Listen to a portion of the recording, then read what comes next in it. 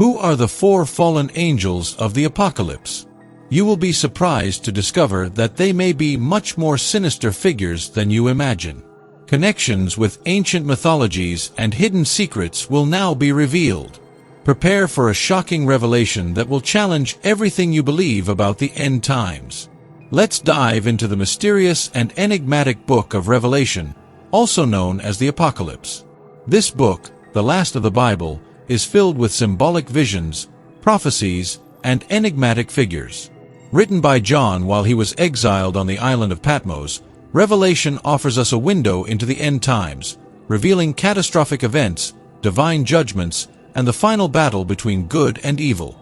Within this fascinating context, we find the mention of the four fallen angels. They are not just secondary characters. They play crucial roles in the apocalyptic narrative. The presence of these angels suggests powerful forces that were somehow removed from the heavenly realm, condemned to an existence of darkness and rebellion. To better understand these angels, it is essential to comprehend the setting in which they are introduced. Revelation begins with letters to the seven churches, proceeds with visions of God's throne and the opening of the seven seals, each unveiling a new disaster upon the earth. It is in this tumultuous environment that the four fallen angels emerge, associated with events of destruction and chaos, reinforcing the idea that their role is fundamental to the fulfillment of the final prophecies. John presents these figures with a tone of urgency and seriousness. He describes his visions with vivid and impressive details, creating an atmosphere of mystery and expectation. By mentioning them, John not only warns of imminent danger, but also invites us to reflect on the origin and purpose of these beings.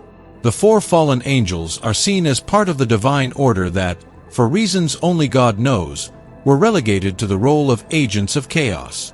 They are mentioned in various passages, with one of the most notorious being where an angel is described as fallen from heaven to earth, an event that symbolizes the fall and loss of heavenly status. These fallen angels have been the subject of numerous interpretations over the centuries. Some scholars suggest that they represent specific forces or realms, while others believe they may be literal angels, each with their own story of rebellion and fall. Regardless of the interpretation, the mention of these angels reinforces the dramatic and apocalyptic nature of the book of Revelation. The first theory we will explore suggests that the four fallen angels mentioned in Revelation may be already known figures from biblical and extra-biblical tradition. These angels, with their stories of rebellion and fall, have been widely discussed and analyzed over the centuries, each carrying an aura of mystery and dark power. Let's start with Lucifer, perhaps the most famous of all. Christian tradition identifies Lucifer as the most beautiful and powerful angel created by God, who became filled with pride and ambition. Desiring to be equal to God, Lucifer led a celestial rebellion but was defeated and expelled from heaven, as described in Isaiah 14 verses 12 to 15. How you have fallen from heaven, O morning star, son of the dawn! You have been cast down to the earth, you who once laid low the nations. This passage not only describes his fall, but also establishes a parallel with apocalyptic events where fallen angels play destructive roles. Another possible candidate is Azazel, a prominent figure in the Book of Enoch, an apocryphal work that details the fall of the angels. Azazel is described as one of the leaders of the angels who rebelled against God, teaching humans forbidden arts such as the making of weapons and the practice of enchantments. His name became synonymous with sin and corruption. In Enoch 8:1-3, we read, "And Azazel taught men to make swords, knives, shields, and breastplates, and showed them the metals of the earth and the art of working them." The presence of Azazel in Revelation could symbolize the spread of chaos and destruction that accompanies the last days. Abaddon, or Apollyon, is another fallen angel explicitly mentioned in Revelation 9 verse 11. He is described as the king of the abyss, the destroyer, commanding an army of infernal creatures. They had as king over them the angel of the abyss, whose name in Hebrew is Abaddon and in Greek, Apollyon. Abaddon, therefore, is seen as a personification of disaster and ruin, someone who brings with him the devastation of the final times. Belial, mentioned in various apocryphal and pseudepigraphal texts, is another possible candidate. Considered a prince of demons, Belial is associated with impiety and wickedness. In the Testament of Solomon, he is described as one who corrupts men and leads them to destruction. His inclusion among the fallen angels of Revelation would make sense within the context of final judgment and purification. This theory that links the four fallen angels to already known figures provides us with an intriguing perspective. Each of these angels has a rich and complex history, full of symbolism and meaning. They represent not only the rebellion against God, but also the various aspects of evil that plague humanity. By being mentioned in Revelation, these angels bring with them a historical and theological weight, intensifying the narrative of the end times. While exploring this theory, it is crucial to remember that the identification of these angels is not definitive. The Bible, with its rich and multifaceted texts, allows for multiple interpretations. Each name, each figure mentioned, opens a range of possibilities, inviting us to delve deeper into the mystery that surrounds them. In the search to identify the four fallen angels of Revelation, a second theory suggests that they may be lesser-known angels, whose stories are not as widely publicized but still hold significant roles in the biblical narrative. These angels, although not as famous as Lucifer or Azazel, carry with them stories of rebellion and punishment that have made them important figures in Christian cosmology. Let's begin with the figure of Semyaza. According to the Book of Enoch, Semyaza was the leader of a group of angels called Watchers, who descended to earth and united with the daughters of men, producing a race of giants known as Nephilim. This transgression, a direct violation of divine orders, led to the fall of these angels. Semyaza, as the leader of the Watchers, is a central figure in this narrative. In the Book of Enoch 6:3-4, we read, "And Semyaza, who was their leader, said to them, I fear you will not agree to do this deed, and I alone shall have to pay the penalty of a great sin. And they all answered him and said, Let us all swear an oath and bind ourselves by mutual imprecations not to abandon this plan but to do this thing." This rebellion culminated in a series of catastrophes, making Semyaza a strong candidate to be one of the four fallen angels mentioned in Revelation. Another lesser-known angel is Kokabeel, also mentioned in the Book of Enoch. Kokabeel, whose name means Star of God, was one of the leaders of the angels who taught astrology and the secrets of the heavens to humans, knowledge that was forbidden. This transmission of hidden knowledge contributed to the corruption of humanity. In the Book of Enoch 8:3, it is said, Kokabeel taught the signs of the stars. His role in spreading forbidden knowledge and his subsequent fall places him as a possible fallen angel in Revelation. Penemu is another angel mentioned in apocryphal traditions. He is credited with teaching humans the secrets of wisdom and knowledge, including writing and occult sciences. Penemu is described as an angel who corrupted humanity with his revelations, leading them away from divine laws. In the Book of Enoch 69:8, we read, "The name of the fourth is Penemu. He taught the children of men the bitter and the sweet, and revealed to them all the secrets of his wisdom. He instructed mankind in writing with ink and paper, and thereby many sinned from eternity to eternity and until this day." The fall of Penemu, due to his betrayal, makes him a plausible candidate to be one of the fallen angels of Revelation. Finally, Erakiel, another leader of the Watchers, also has a story of rebellion.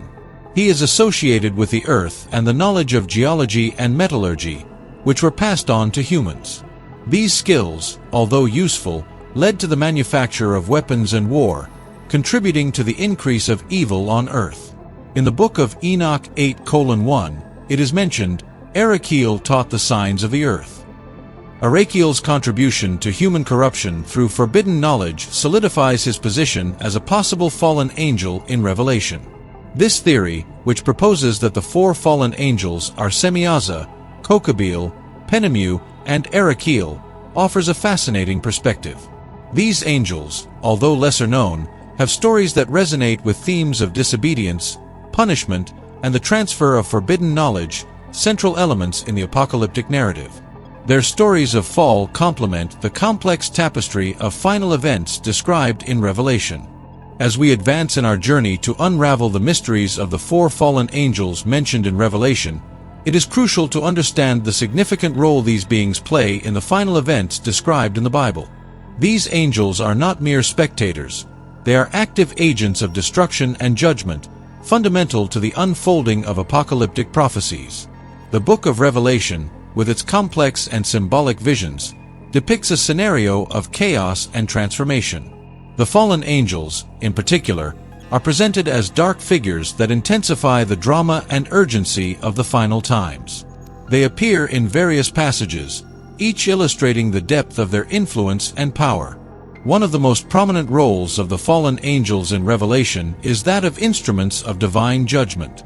In Revelation 9 verses 1-3, we read about the fall of a star from heaven to earth, a fallen angel, who opens the abyss, releasing a horde of demonic locusts that torment humanity. The fifth angel sounded his trumpet, and I saw a star that had fallen from the sky to the earth. The star was given the key to the shaft of the abyss.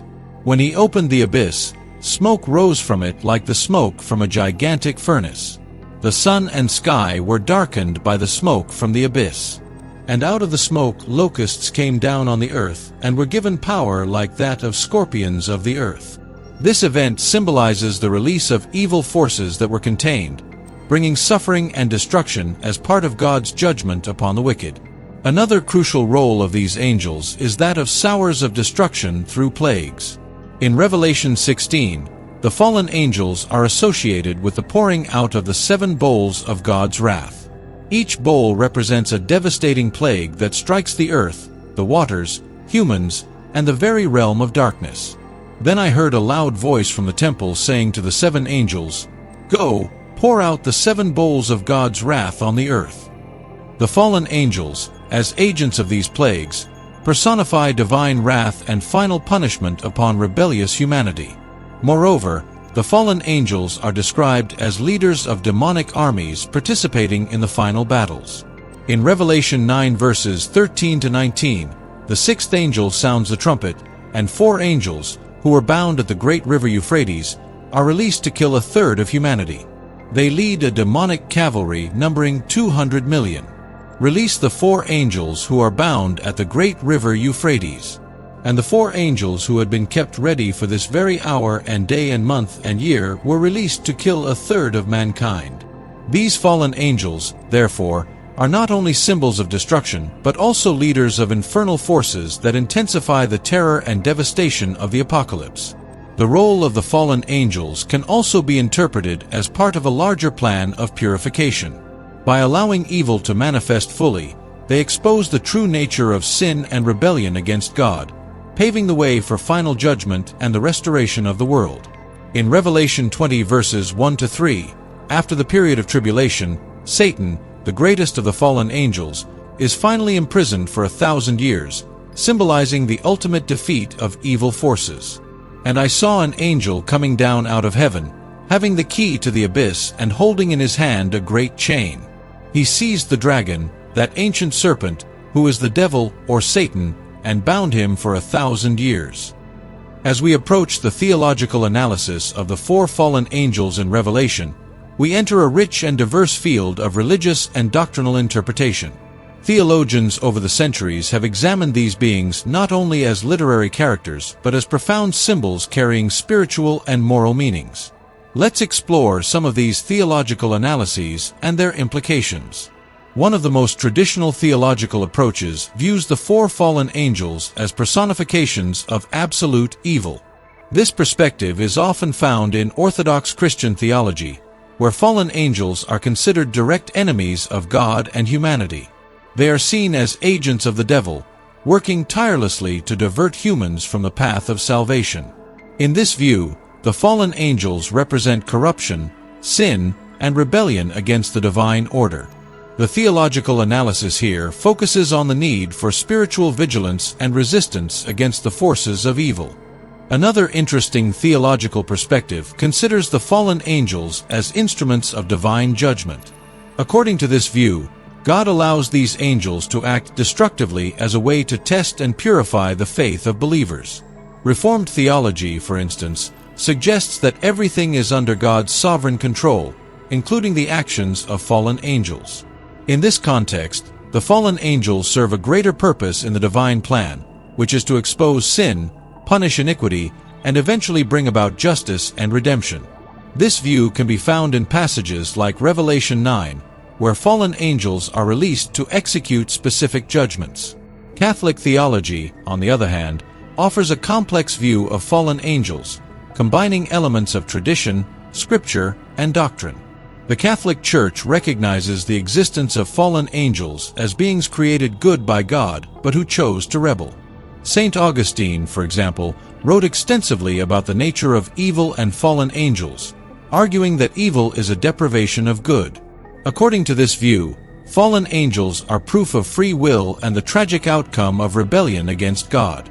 They are seen as part of the mystery of evil, an element that challenges human understanding but somehow fits into the grand scheme of salvation. A more contemporary theological approach, found in progressive theological circles, interprets fallen angels symbolically and metaphorically. In this view, fallen angels represent destructive forces within the human self, impulses of selfishness, violence, and despair. This interpretation is influenced by studies in psychology and sociology, suggesting that apocalyptic descriptions reflect humanity's internal struggles and moral challenges throughout history. This view emphasizes the need for personal and collective transformation, where the battle against fallen angels is a metaphor for the struggle against one's inner demons. In addition to these interpretations, there is also a theological view that sees fallen angels as part of a larger cosmic drama. According to this perspective, found in some esoteric and mystical traditions, fallen angels play a crucial role in the cosmic battle between the forces of light and darkness. They are seen as agents of a spiritual conflict that transcends time and space, influencing events in both the celestial and terrestrial realms. This view connects with ideas of dualism present in various religions and mythologies, where good and evil are in constant conflict. A more specific theological analysis can be found in Jewish tradition, especially in apocryphal texts like the Book of Enoch. Here, fallen angels are described as the watchers who descended to earth, corrupted humanity, and were severely punished by God. This view offers a detailed narrative of the fall of the angels, their transgressions, and the catastrophic impact of their actions. In Jewish theology, fallen angels are a reminder of the danger of disobedience and the importance of maintaining purity and fidelity to the covenant with God. Exploring the figures of the fallen angels of Revelation takes us on a fascinating journey through various cultures and religious traditions. Although the figure of the fallen angel is a central concept in Christianity, we find parallels and analogies in many other mythologies and religions around the world.